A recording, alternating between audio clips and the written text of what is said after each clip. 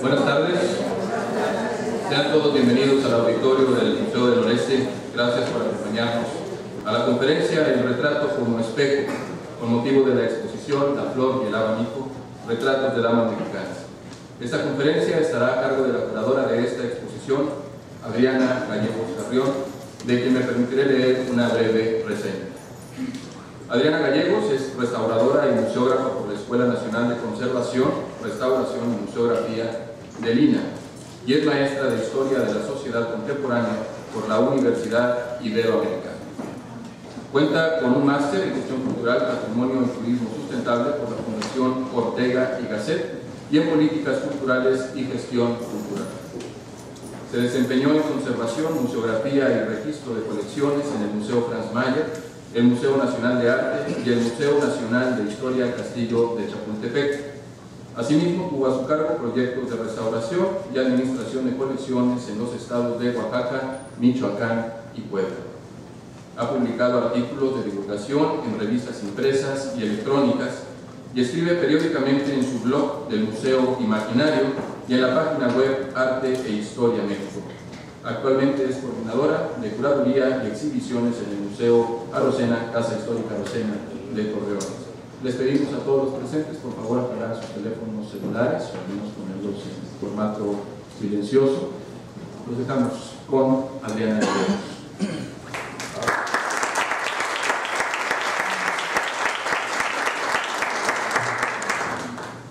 ¿Qué tal? Muy buenas tardes. Me da mucho gusto tener un auditorio tan lleno, tan nutrido y sobre todo con tanta gente interesada en la cuestión de la historia.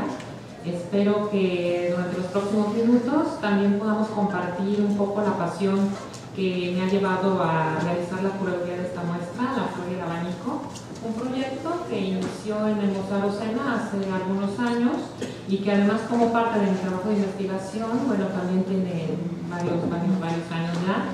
Mi interés acerca del retrato, el retrato y su simbología, el retrato a lo largo de las épocas y sobre todo en estos tiempos en que todos tenemos, por ejemplo, un teléfono celular que les han pedido que apaguen, pero bueno, en fin, todos tenemos uno y además no solamente nos sirve para usarlo de manera como teléfono, que era su origen, casi todos ya o todos tienen cámara.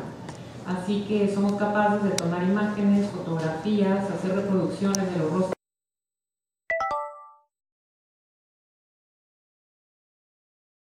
que todo el mundo puede ver, y esta difusión del rostro humano a través de los retratos fotográficos contemporáneos nos hace a veces olvidar cómo era un mundo donde no se conocía a la gente, porque no existían los espejos, porque no existía la fotografía, porque no todo el mundo tenía acceso a que un pintor le hiciera un retrato. Hoy en día, bueno, pues todos podemos acceder a ver nuestra propia imagen. Antes, y estoy hablando casi desde la Edad Media, si quieren nos remontamos más atrás, las personas, el rostro que menos conocían era el propio. No existían los espejos, así que era imposible verse a uno mismo. Hay muchas historias acerca de la extrañeza que causó en algunas personas el ver su imagen por primera vez reflejada en cualquier superficie. En el agua, en algún lugar que estuviera muy pulido. Los espejos eran, además, no eran perfectos. Eran espejos que eran un poco opacos, hacían de metales pulidos. La tecnología del espejo fue avanzando con los años. Así que la imagen que se devolvía a tu propia mirada, pues, era muy distinta a lo que a veces tenías como imagen de ti mismo, ¿no? Así que me gustaría que nos pusiéramos un poco en este canal de la historia, que pensáramos en una época en la que no nos conocíamos físicamente, en la que conocíamos mejor los rostros de los demás que el propio rostro, y veamos cómo es que ha pasado el tiempo a partir de la idea del retrato, desde la época del Renacimiento. No me voy a ir hasta los griegos ni demás, no los pienso aburrir demasiado, pero sí me gustaría que viéramos algunas imágenes en relación a cómo ha cambiado la idea del retrato, cómo nos vemos a nosotros mismos y sobre todo esta idea del retrato como un espejo que es pictórico, un espejo que es fotográfico y sobre todo un espejo que podemos decir que es un eje, una línea histórica en la formación de la identidad del sujeto. Los seres humanos nacen sí como seres humanos, como personas, pero se van formando a lo largo de sus vidas y a lo largo de la historia hasta convertirse en individuos, en personas con identidad. en personas que van construyendo quiénes son. Y el espejo, incluso algunos psicólogos lo dicen, como Lacan, hay un estadio del espejo que se dice que los niños se reconocen de su propia imagen y a partir de eso desarrollan su propia psicología y se diferencian de su propia madre. Así que la formación de la identidad a partir del reflejo no solamente viene como reconocimiento de sí mismo, sino también como un reconocimiento como parte de un mundo social, también de una comunidad. Y de esta manera, el retrato, sobre todo, es una representación que sí es del sujeto, pero que también es una representación de su sociedad, del mundo que lo rodea, porque finalmente pues, somos parte de una comunidad. Los retratos necesariamente tienen que compartir tres cualidades que son indispensables.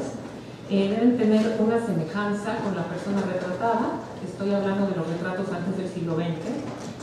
No voy a llegar mucho a los retratos pictóricos del siglo XX porque hay un cambio de paradigma completamente hacia 1900, pero una regla principal en los retratos que tiene que ver con una semejanza con la persona que está retratada. Otra de las características que tiene un retrato necesariamente es que debe haber una técnica pictórica, una técnica fotográfica que sea capaz de lograr esa semejanza. Igualmente, un retrato, como los que vamos a ver posteriormente en la exposición, responde a ciertas regularidades compositivas y sobre todo a ciertas regularidades de distribución espacial.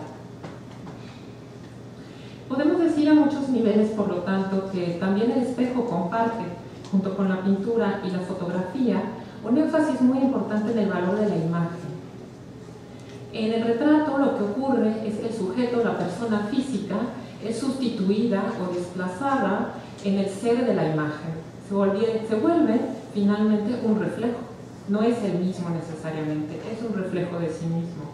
Y de esta manera el espejo, junto con la pintura y la fotografía, están entrelazados con esta noción de observarnos a nosotros mismos. Así que me parece que a muchos niveles las artes visuales no pueden ser consideradas aisladas del estudio del retrato como espejo, que justamente el retrato como espejo es el título de la charla que impartiré a continuación. Todos hemos escuchado a lo mejor este tipo de frases que vienen de los cuentos, ¿no?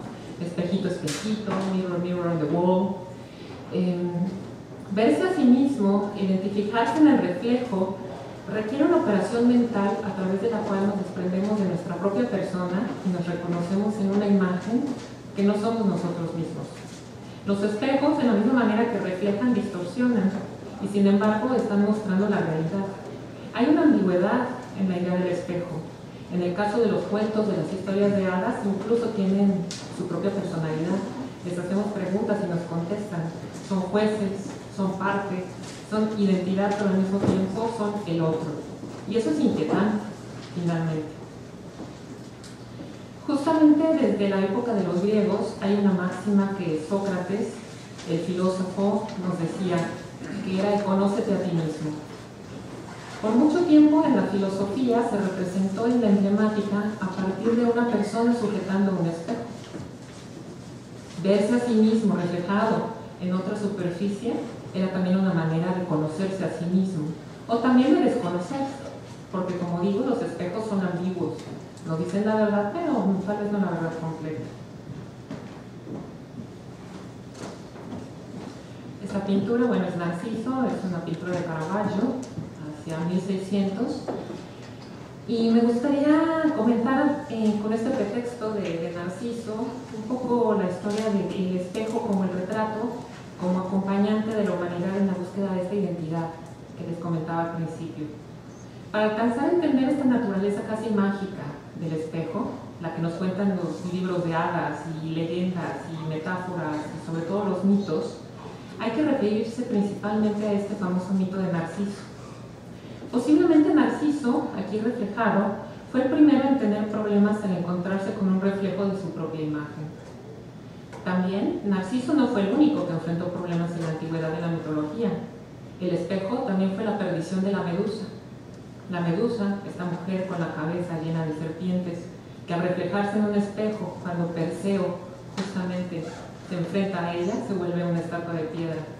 Así como con Narciso, el espejo fue la perdición de la Medusa. Asimismo, el espejo fue la llave de Alicia en el País de las Maravillas a un mundo distinto, donde finalmente ella renació como un ser nuevo, sin límites. El espejo entonces también es un mundo de posibilidades. Es una maldición, pero también es una oportunidad en los cuentos. El retrato, además, es una representación de uno mismo. En el sentido de la antigua Grecia, por ejemplo, la idea de Narciso y su reflejo como un doble, como un mismo ser pero en otro lado, era bastante atemorizante en la Grecia de Sócrates, por ejemplo. Se decía que el reflejo de los espejos del agua capturaba el alma y la capturaba para llevársela. Y eso significaba que estaba imitando a la muerte. El espejo, de alguna manera, también era una forma de pasar al más allá. Tal vez de ahí me surge la pregunta, si bien la costumbre que ocurre en algunos lugares de cubrir los espejos cuando hay un fallecido en la casa, cuando se lleva a cabo un funeral, se ocultan los espejos para que el alma no se vea a sí misma y escape. El horror de Narciso es que transgredió, por supuesto, no solamente la idea del otro, sino que además transgrede el orden social de la propia Grecia, donde el mito se origina, ya que al verse a sí mismo solamente se ve contemplándose de manera vanidosa, olvidándose del entorno y del resto que lo rodea. Y así es como nos representa Caravaggio, con este movimiento de los brazos alrededor de su propio cuerpo, cerrándose en sí mismo, cayendo en la maldición del espejo. Narciso se dejó cautivar por su propio reflejo. La sensación de estar dentro y afuera del espejo ocurre al mismo tiempo. Cruzar al otro lado del espejo es también, por lo tanto, una transgresión como una idea de volver a nacer. Este retrato es fantástico, es un retrato fotográfico. Es una imagen de una niña que en algún momento Lewis Carroll le hizo un cuento, Alicia en el País de las Maravillas, claro, y la segunda parte, Alicia a través del espejo. Aquí ya es un poco mayor, ya es 1872. Su nombre es Alice Liddell y es un retrato hecho por una fotógrafa excelente cuyo nombre es Julia Margaret Cameron. Así como el espejo puede ser un engaño, también puede distorsionar las apariencias. ¿Acaso el espejo no es sino un simple y llano tramposo? El espejo es una herramienta también peligrosa y a la vez engañosa. Duplica las semejanzas y diferencias. Es inquietante porque en el espejo el lado derecho se vuelve el lado izquierdo, el lado izquierdo se vuelve el lado derecho. ¿Eso quiere decir que también los valores del otro lado del espejo se invierten?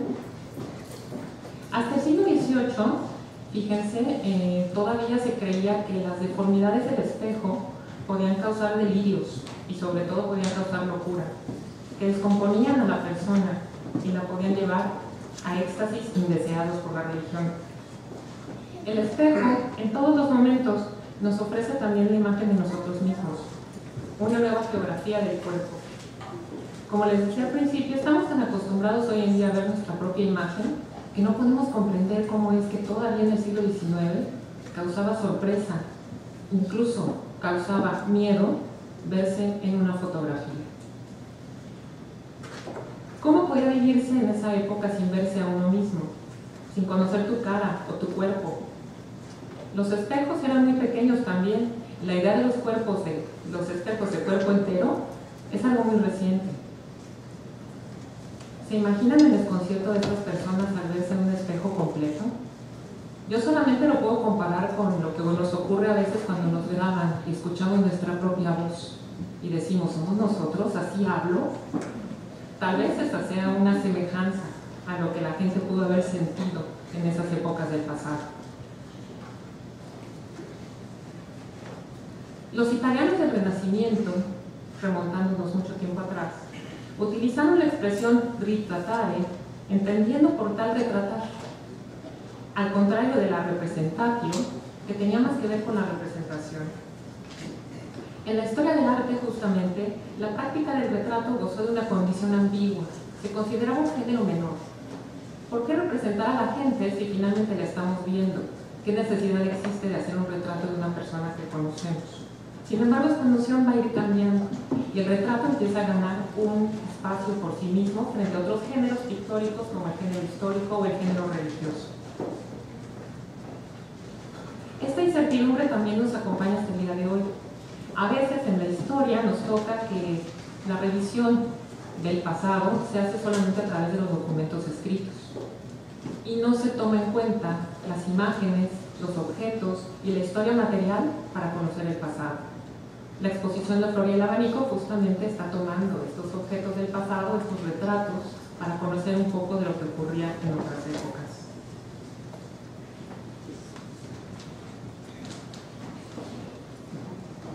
Este retrato también, bueno, del Renacimiento, Giovanna Tornabuoni, de Ghirlandaio.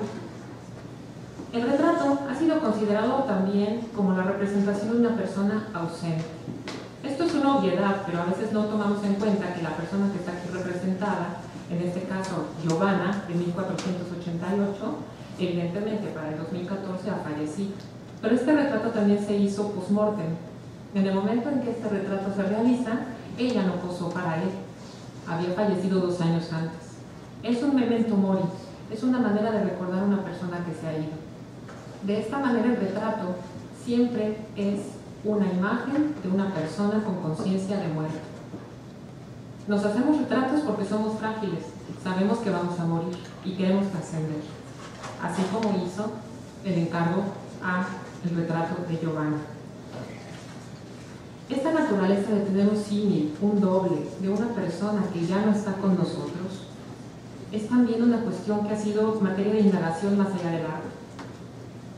Y sobre todo en el Renacimiento, la idea de la similitud a esta persona que no está fue central para el desarrollo del retrato.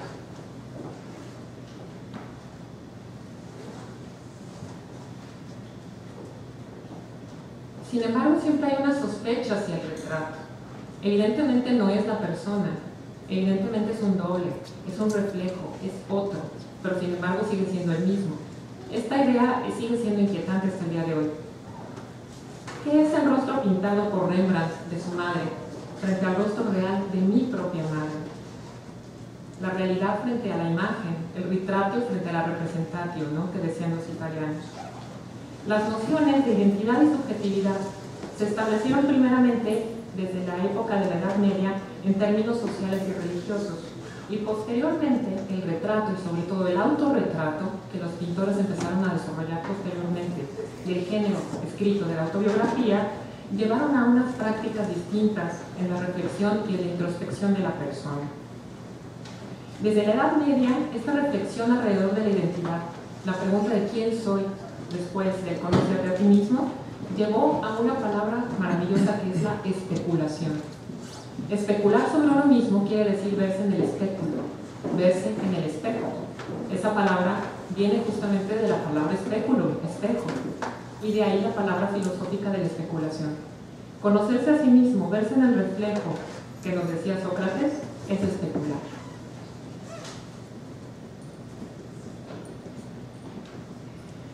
Este retrato es realizado por Holbein, tiene una historia bien interesante, voy a hacerla muy breve. Es Ana de Cleves, futura reina de Inglaterra, y le encarga Enrique VIII a Holbein, al pintor. En ese momento no estaba disponible su pintor de cámara, se lo encarga otro, lo hace viajar para que conozca a la candidata a reina, a la pretensa, para que haga un retrato y conocerla y saber qué tan bella era, o al menos si era de su agrado. Holbein regresa con el retrato, Enrique VIII decide casarse con él. Aquí lo interesante es que el retrato es frontal, está hecho como un retrato de identificación. La noción de verdad en el retrato es importantísima. El contrato que se da entre el pintor y el retratado es un contrato de verosimilitud, de mímesis, y en este caso nunca mejor expresado. El retrato también da nombre a través de la pintura y sobre todo otorga presencia. Para lograr este objetivo, la mímesis, es decir, la semejanza absoluta, es una cualidad indispensable en esta época. Un poco antes, Durero, se hace este autorretrato, es de 1500. Los autorretratos de los pintores en la época del Renacimiento también surgen como una manera de indagar sobre el conócete a ti mismo, quién soy, y surgen también como una afirmación del artista, antes anónimo, antes instrumento, antes artesano, para tener presencia en un mundo rodeado de humanismo, donde Dios se hizo a su imagen y semejanza. Y la idea del humanismo en el Renacimiento, donde las personas, los individuos, están hechos a semejanza e imagen de Dios, se toma como un reflejo, nuevamente la analogía del espejo, de lo divino. De ahí que Durero tenga el atrevimiento de mostrarse de esta manera frontal, con una actitud cristológica, así podemos decir, en el Renacimiento, y afirmándose como un pintor, pero como un pintor que no es artesano, como un pintor con individualidad.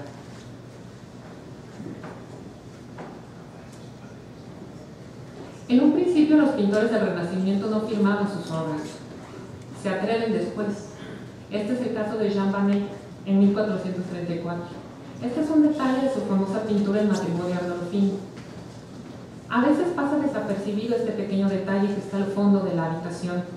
Es un espejo cóncavo, los más comunes de su época.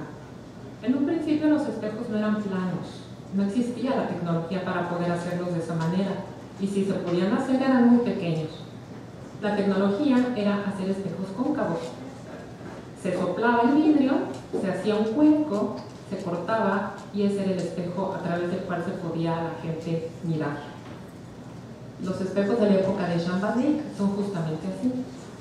Aquí lo que podemos ver es la espalda del matrimonio Arnolfini, retratada. En la parte de atrás y al fondo se ve al pintor. El pintor no solamente tiene el atrevimiento de mostrarse en el espejo como reflejo, como presencia, firma el cuadro y al mismo tiempo se incluye en él. Arrogante, sí, pero es el Renacimiento. En este momento, al igual que Durero, Jean Vaneyck se está mostrando como un dueño de su quehacer, como un dueño de la pintura, y lo hace a través del espejo.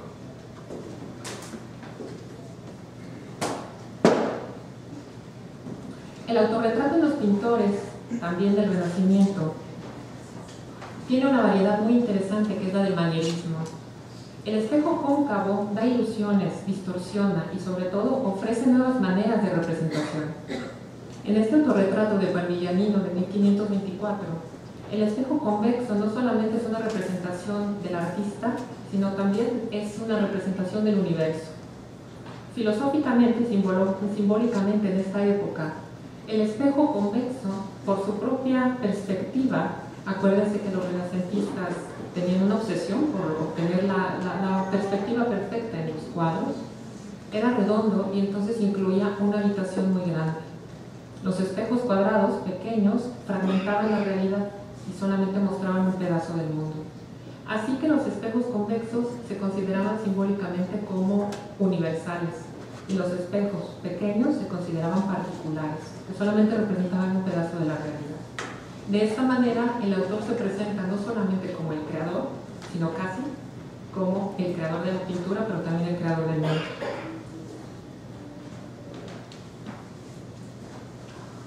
Hacia la época de la Ilustración, ya estamos llegando hacia el siglo XVII, surge una nueva manera de conocimiento basado en la razón.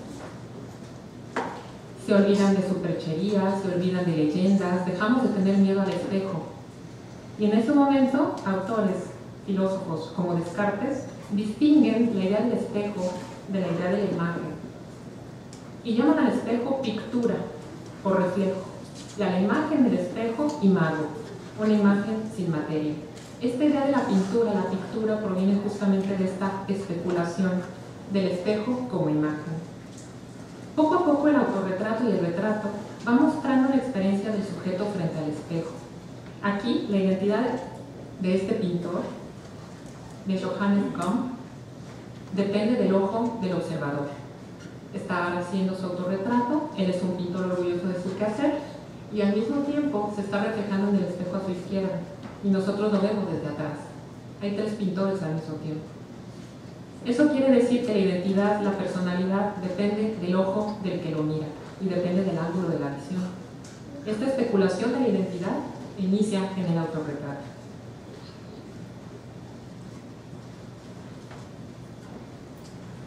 Hacia 1600 empieza a haber un auge también del retrato en la Nueva España, en México. Este en particular es de Baltasar Echave Orio, es tal vez uno de los retratos de damas más antiguos que se conocen. estaba en la Pinacoteca de San Diego, está en el Museo Nacional de Arte. Y bueno, en una sociedad predominantemente masculina, estamos hablando de finales del siglo XV, principios del XVI, la mayor parte de los retratos virreinales fueron, por supuesto, de hombres. La mujer empezó a tener una tímida presencia como donante en alguna imagen religiosa. Y será hasta la segunda mitad del siglo XVIII cuando comiencen a aparecer retratos de mujeres. A veces son monjas, a veces son mujeres afuera de los conventos, pero principalmente son símbolos de una sociedad. En este caso desconocemos el nombre de la mujer retratada, pero lo más probable es que haya sido una donante de una imagen religiosa y que haya estado rezando con esta actitud de las manos juntas hacia una virgen, un santo de su devoción, y que la haya acompañado en una de las capillas de la que posiblemente ella fue patrocinadora. Pero en la época virreinal no solamente se retratan a las patrocinadoras de las iglesias, también hay algunos retratos interesantes y muy diferentes como este. Este es un retrato que está en el Museo Franz Mayer, es de 1757, ella sí tiene nombre, es Sebastiana Inés, es una india cacique. Alguien me preguntaba ayer en la prensa que por qué solamente había mujeres de ciertas características físicas en la exposición, ya lo veremos. Y le dije, no siempre son mujeres como estas las que están retratadas, hay retratos también de la diversidad de la sociedad colonial, o virreinal para ser más explícita. Y este es el caso del retrato de esta india cacique, posiblemente de origen tlaxcalteca. Sin embargo, la india cacique, como los retratos que veremos en la exposición, todos tienen la función de evidenciar los valores esenciales de la sociedad virreinal.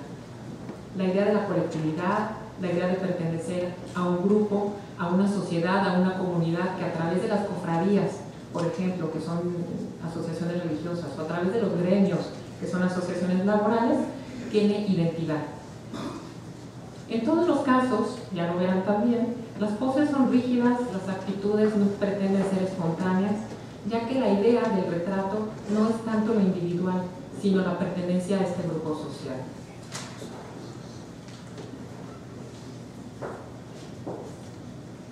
Podemos cantar si quieren, los que recuerden esa canción. A mí me encanta. Los retratos de damas mexicanas nos permiten, muchos siglos después, reconstruir parte del universo simbólico en el que vivieron todas las mujeres. Asimismo, nos permiten cuestionar, meter, problematizar el concepto de la identidad desde el mundo barroco hasta nuestros días. ¿Quiénes somos? ¿Cómo nos conocemos a nosotros mismos?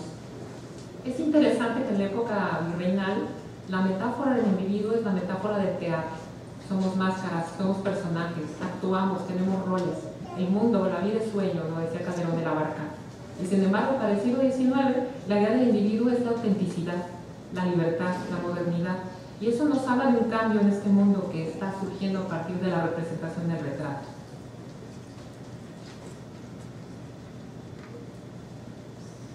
Esta señora, que tampoco conocemos su nombre, es una pintura de Felipe Santiago Gutiérrez, de la colección Arocena, que sí tenemos exhibida en la muestra de la flor y el abanico, ya la conocerán personalmente, pero aquí estamos haciendo una imagen de la imagen, es como algo virtual, un poco extraño, ¿no?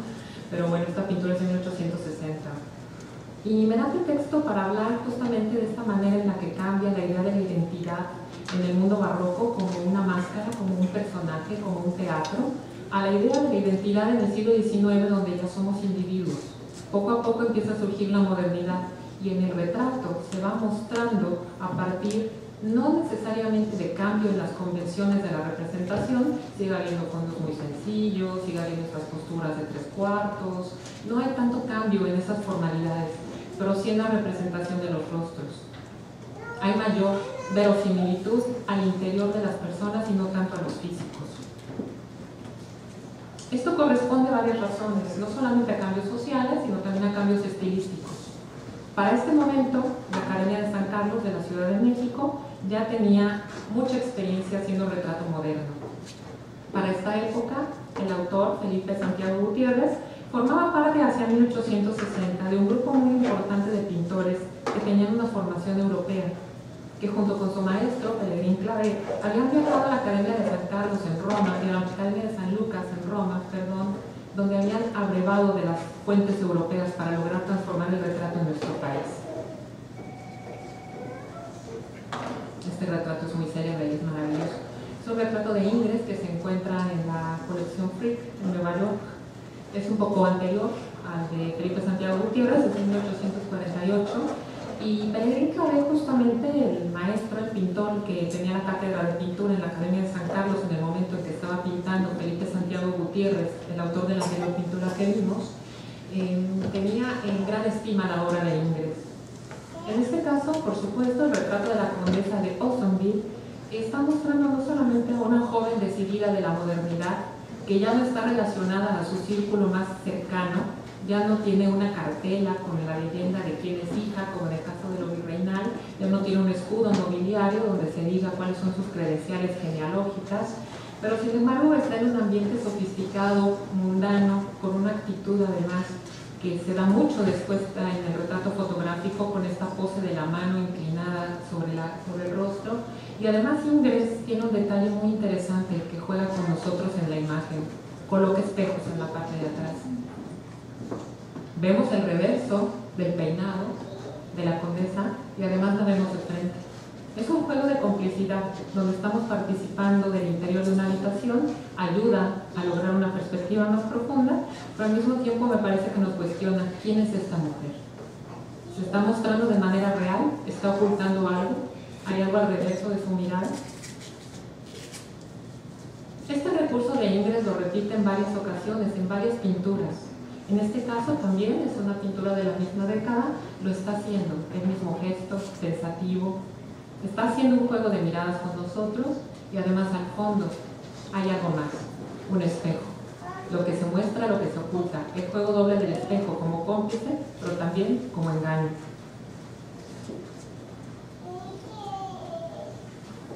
Independientemente del trabajo desarrollado por la Academia de San Carlos por Claret hacia la década de 1850, también es importante, este retrato es de él, realizado justamente es Mariano Cancino, es una de las piezas que vamos a ver a continuación, ya en la sala. Es importante también considerar que hay un movimiento alterno que se está dando en las escuelas regionales en México, en Guanajuato, en Puebla, en Jalisco, donde no se siguen estos valores de representación tan rígida. Sin embargo, es importante considerar que hay una variedad en la representación del retrato. Sí continúan todavía algunos esquemas, algunas maneras de representación que podemos llamar a veces hasta un poquito monótonas, pero que tienen que ver con un género que se está transformando a partir de las necesidades de su contexto social.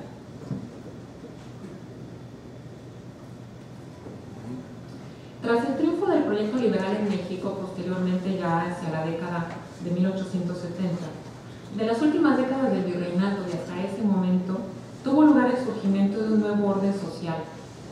No solamente hubo un cambio, una revolución, una independencia, una guerra contra Francia, una guerra contra Estados Unidos, una guerra de reforma, sino que también hubo una transformación social profunda.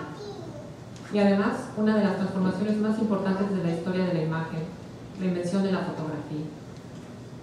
De las últimas décadas del virreinato hasta los albores del siglo XX, este nuevo orden social consolidó una forma distinta de conocer también a nuestro mundo y además de conocer a nuestros círculos más íntimos.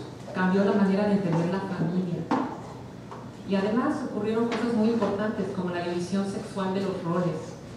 ¿Qué era exactamente lo que tenía que hacer una mujer y qué era lo que exactamente tenía que hacer un hombre en el ámbito de lo familiar y en el ámbito de lo social? Es así como aparece una idea del deber ser femenino muy distinta, que es el nuevo ideal de la mujer burguesa. Frágil, pero férrea guardiana de los valores morales y religiosos, estandarte de la familia, del matrimonio, de la maternidad y del cuidado de los hijos. De ella dependía el funcionamiento de la sociedad en su conjunto. Como madres y esposas, eran las responsables de forjar a los futuros ciudadanos.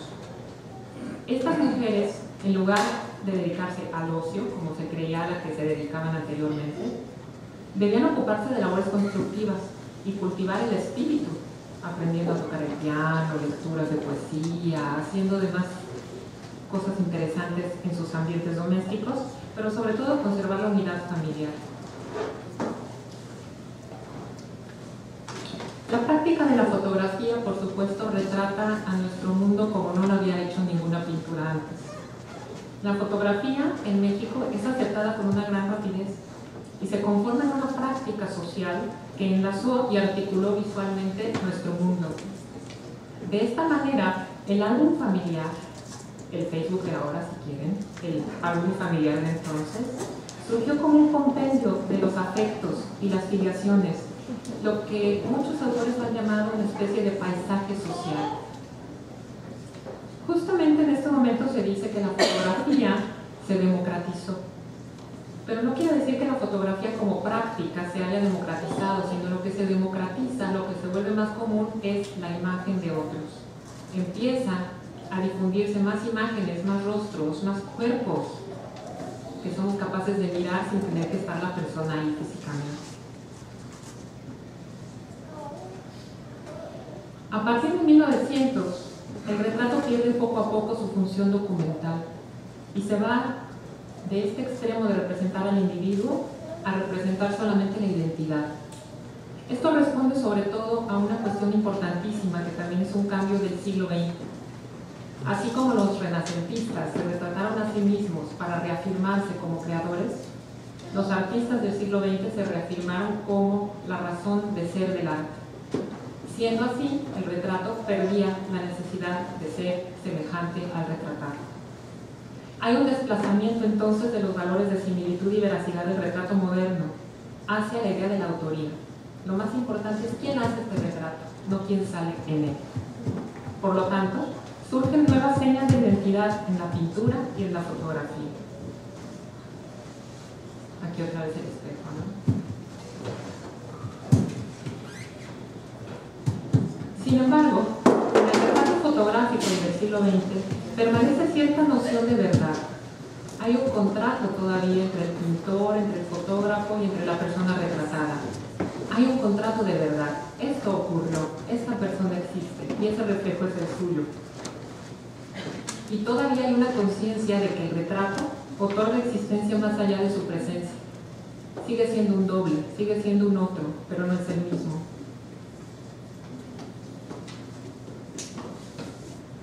Esta ambivalencia del espejo permanece en la ambivalencia del retrato, una ambigüedad que es semejanza y que es diferencia. Asimismo, el espejo fue sobre todo ambiguo y especialmente peligroso para las mujeres. Juez y moderador de la apariencia, instrumento de control de la gracia, del encanto y la belleza, en el siglo XIX se consideraba que era un peligro de la autocomplacencia y la vanidad.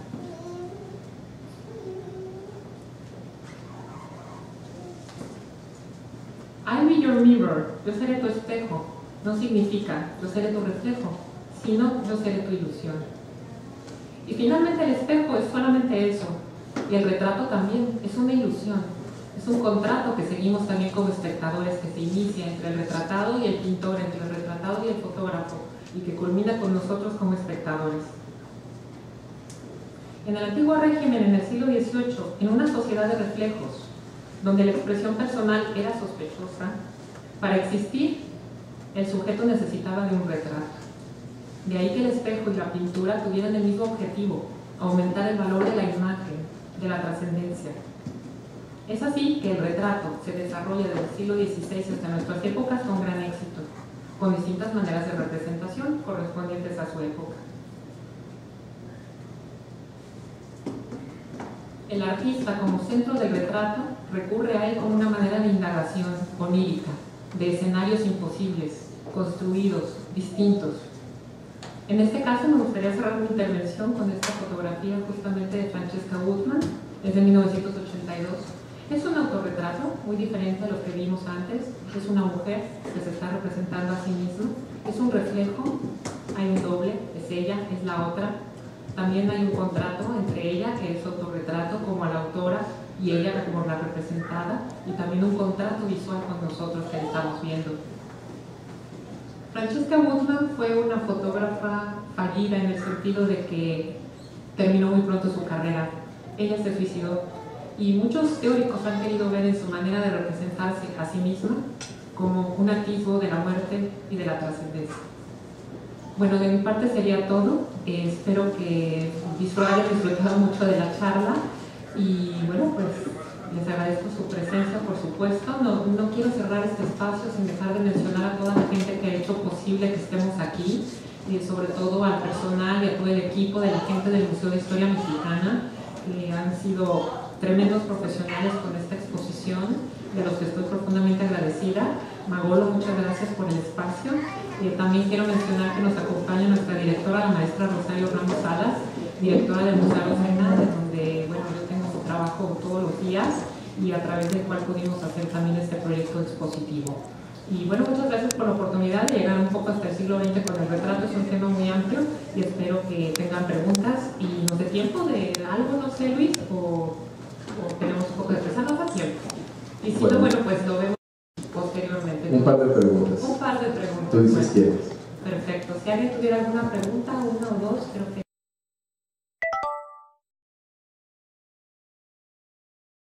la oportunidad de ver la exposición. No, por el abanico no queda hasta el siglo XX, estamos hablando hasta 1900, tampoco inicia en el Renacimiento, inició un poco después, en 1770 más o menos. Espero que sea de su agrado. Nos vemos allá abajo entonces. Bien, los invitamos a pasar al Museo Mexicano, no sin antes agradecer a Adriana Gallegos que participó. Muchísimas gracias. Los invitamos al Museo de Historia Mexicana y luego vamos a tener la ceremonia de inauguración. Muchas gracias.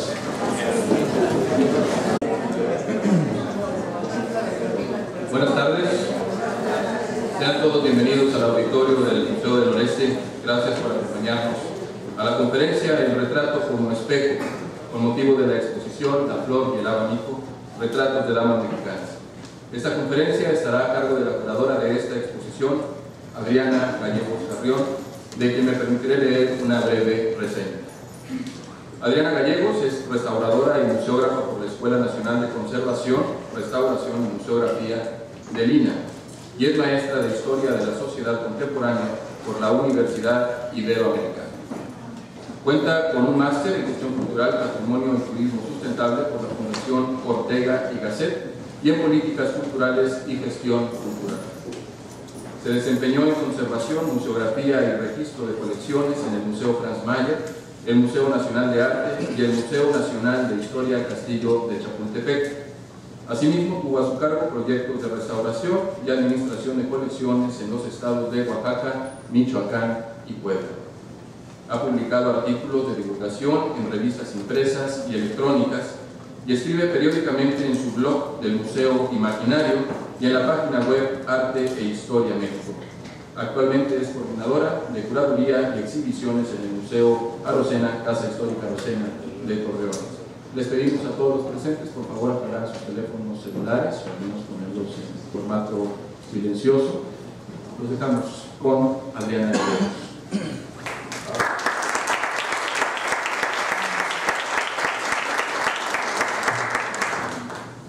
¿Qué tal? Muy buenas tardes. Me da mucho gusto tener un auditorio tan lleno, tan nutrido y sobre todo con tanta gente interesada en la cuestión de la historia.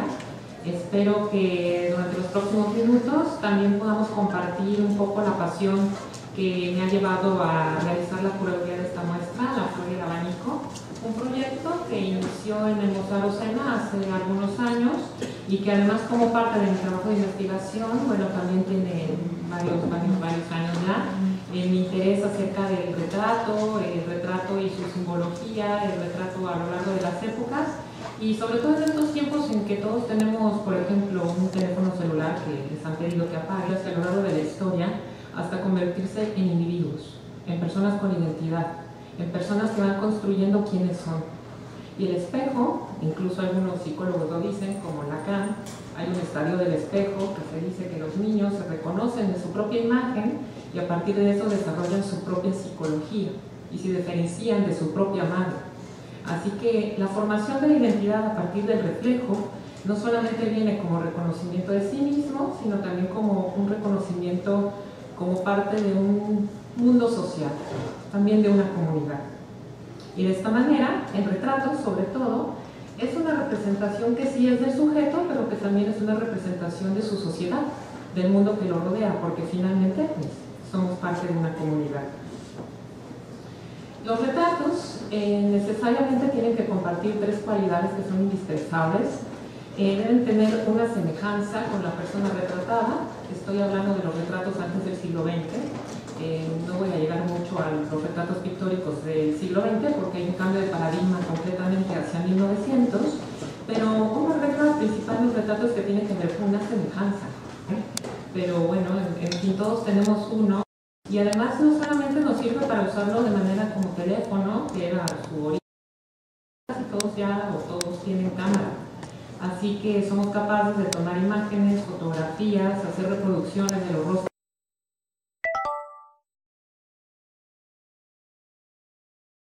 que todo el mundo puede ver, y esta difusión del rostro humano a través de los retratos fotográficos contemporáneos nos hace a veces olvidar cómo era un mundo donde no se conocía a la gente, porque no existían los espejos, porque no existía la fotografía, porque no todo el mundo tenía acceso a que un pintor le hiciera un retrato. Hoy en día, bueno, pues todos podemos acceder a ver nuestra propia imagen. Antes, estoy hablando casi desde la Edad Media, si quieren nos remontamos más atrás, las personas, el rostro que menos conocían era el propio. No existían los espejos, así que era imposible verse a uno mismo. Hay muchas historias acerca de la extrañeza que causó en algunas personas el ver su imagen por primera vez reflejada en cualquier superficie. En el agua, en algún lugar que estuviera muy pulido. Los espejos eran, además, no eran perfectos. Eran espejos que eran un poco opacos, se hacían de metales pulidos. La tecnología del espejo fue avanzando con los años. Así que la imagen que te devolvía a tu propia mirada, pues, era muy distinta a lo que a veces tenías como imagen de ti mismo, ¿no? Así que me gustaría que nos pusiéramos un poco en este canal de la historia, que pensáramos en una época en la que no nos conocíamos físicamente, en la que conocíamos mejor los rostros de los demás que el propio rostro, y veamos cómo es que ha pasado el tiempo a partir de la idea del retrato, desde la época del Renacimiento. No me voy a ir hasta los griegos ni demás, no los pienso aburrir demasiado, pero sí me gustaría que viéramos algunas imágenes en relación a cómo ha cambiado la idea del retrato, cómo nos vemos a nosotros mismos, y sobre todo, esta idea del retrato como un espejo que es pictórico, un espejo que es fotográfico, y sobre todo un espejo que podemos decir que es un eje, una línea histórica en la formación de la identidad del sujeto. Los seres humanos nacen sí como seres humanos, como personas, pero se van formando a lo largo de sus vidas.